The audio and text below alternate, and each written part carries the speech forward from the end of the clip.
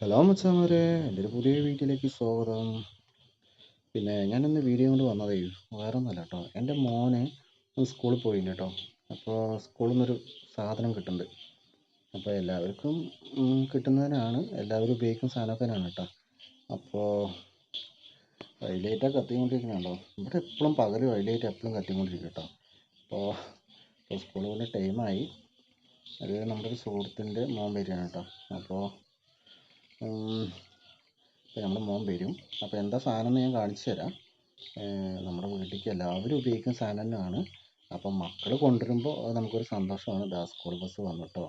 അപ്പോൾ സ്കൂൾ ബസ്സിലേക്ക് കൊണ്ടുവരാൻ ആളുടെ സെഞ്ചിയിൽ ഞങ്ങളുടെ കയ്യിൽ എന്താ കണ്ട കാണിച്ചു തരാം കേട്ടോ. മോനെ അത് കാണിക്കാൻ വേണ്ടി ഞാനോട് പറയുന്നുണ്ട്. ഓക്കെ, കണ്ടാ സ്കൂളിൽ നിന്ന് കിട്ടിയതാ കേട്ടോ.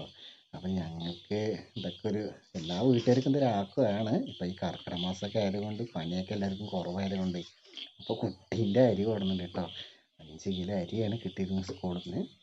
പിന്നെ അത് സന്തോഷമായി ഞങ്ങൾക്ക് അരി കിട്ടിയത്. കാരണം എന്താ വെച്ചാൽ ഇപ്പോൾ കർക്കിടക മാസമൊക്കെ അല്ലേ, എല്ലാവരും അമ്പലത്തൊക്കെ പോയിട്ട് കഴിക്കും. പക്ഷേ വീട്ടിൽ നമുക്ക് മക്കൾ ഇങ്ങനെ കുറച്ച് അരി കൊണ്ടുവന്നപ്പോൾ അവർക്കും സന്തോഷം, നമുക്കും സന്തോഷം കേട്ടോ. കാരണം എന്താ വെച്ചാൽ അരിയൊക്കെ കിട്ടിയില്ലേ, സന്തോഷം കൊണ്ട് നിൽക്കുക. അപ്പം ഞാൻ അവനെ കൂട്ടാൻ വേണ്ടി അവൻ രാവിലെ പറഞ്ഞു, അച്ഛൻ അന്ന് സ്കൂളിൽ നിന്ന് അരി കിട്ടുന്നുണ്ട്, അച്ഛനന്ന് പണിയില്ലല്ലോ, അച്ഛൻ സ്കൂൾ വിടുമ്പോൾ ഇങ്ങോട്ട് വരണം കേട്ടോ എന്ന്. അപ്പം ഞാൻ നേരത്തെ പോയി അവിടെ നിന്നാണ് കേട്ടോ. അപ്പോൾ അരി വാങ്ങിച്ച് ഞാൻ കൈ പിടിച്ചു. അവൻ ആ സന്തോഷത്തോടെ ഞാൻ നടക്കുന്നുണ്ട് കേട്ടോ. അപ്പോൾ ഈ വീട്ടിൽ കുറച്ച് നായ്ക്കളുണ്ട് കേട്ടോ.